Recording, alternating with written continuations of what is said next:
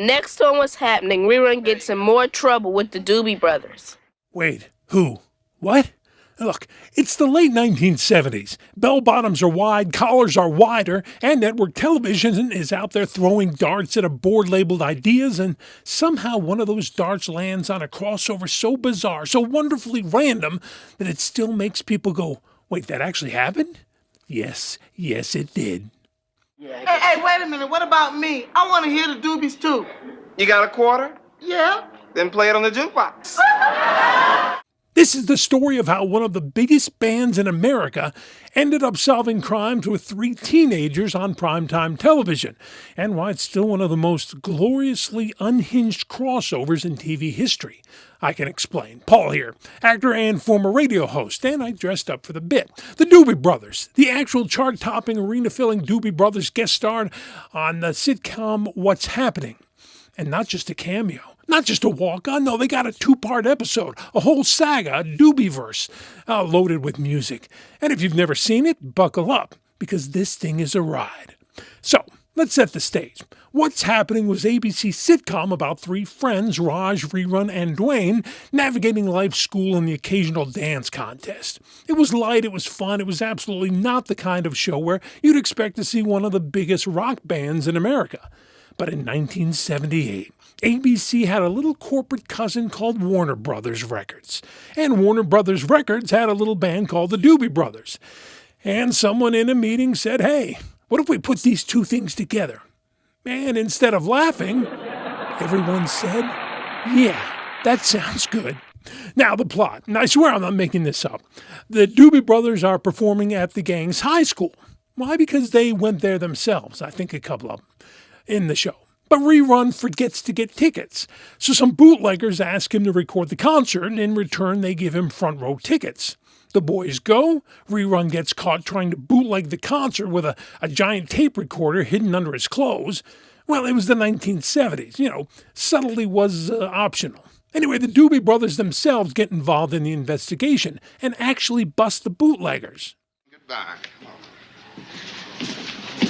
Hey, Al Dunbar, what are you doing?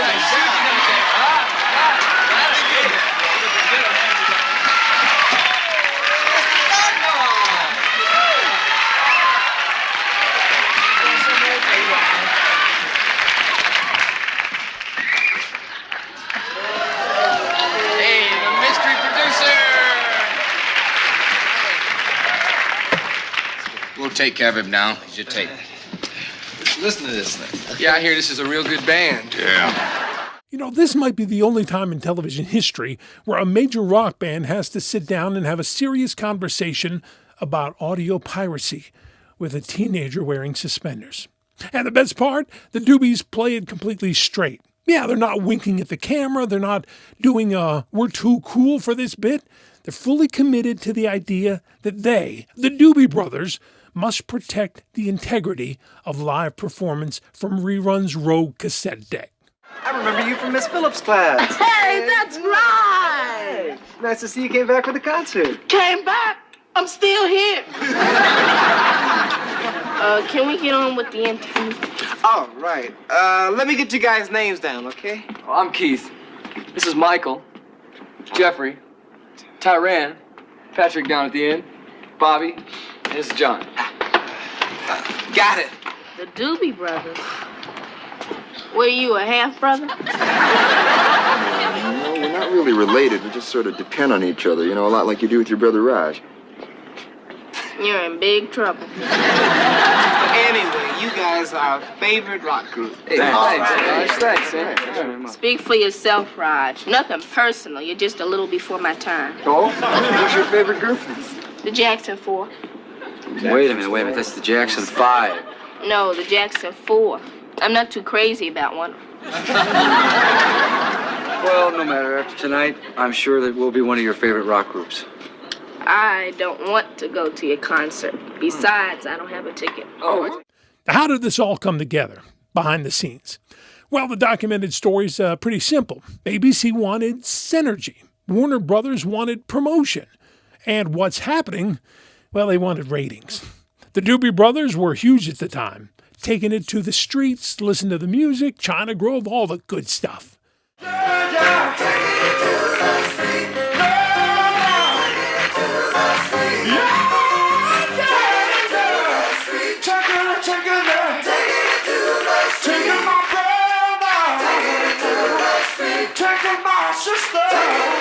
And the show was popular with younger audiences. So the crossover was basically a corporate handshake disguised as a sitcom plot. But to their credit, like I said, the Doobies did not phone it in. They rehearsed, they performed, they acted. They did their best. You guys might catch on. Now we can go together. Lovely. Hey guys, I really love your new album, Living on the Fault Line. So do I. Yeah. Well, what's your biggest problem? I mean, what gets you the craziest? When engine goes off. Say it's definitely bootlegging. Yeah. Bootlegging? Yeah, that's bootlegging.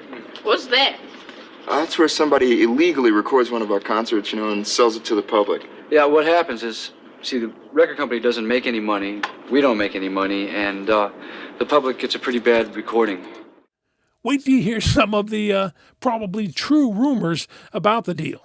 First, though, please like, subscribe, and hype for more retro TV fun. Okay, now there's some fan lore floating around, and I'll emphasize this is lore, not confirmed fact, that the band was initially hesitant because they weren't sure how they'd fit in a sitcom. Not because they were too cool, but because they generally didn't know what the script would be. Imagine being told, hey, you'll be playing yourselves, but you're also going to be solving a crime and also cornering perpetrators. That's a lot to process. Again, lore, but it's kind of feels like that's probably the case. Also, there's this long circulated rumor, again, just a rumor, that the cast and the band got along incredibly well on set, especially Rerun and the Doobies, who apparently bonded over comedy and music. I could see that. Whether that's true or not, the chemistry on the screen is surprisingly charming. You guys meeting him somewhere? In the soda shop to give him his tape. The soda shop. Yeah. We're down there. Yeah. Got it. You guys go ahead and make your delivery. Yeah, we wouldn't want to disappoint the man. You mean you want us to give him the tape? Yeah. Should we call the police first? No, I think we'd like a bite to eat. Maybe we'll stop by the soda shop. You better eat first. You don't want to go by the soda shop on an empty stomach. Yeah, you can tell everyone's having fun. Even the plot is doing gymnastics. Oh, and speaking of the plot, the episode gives us one of the great visuals in sitcom history. The gang dancing to the Doobs. And the best part, the wildest part, the crossover actually worked. The episode became one of the most memorable in the entire series.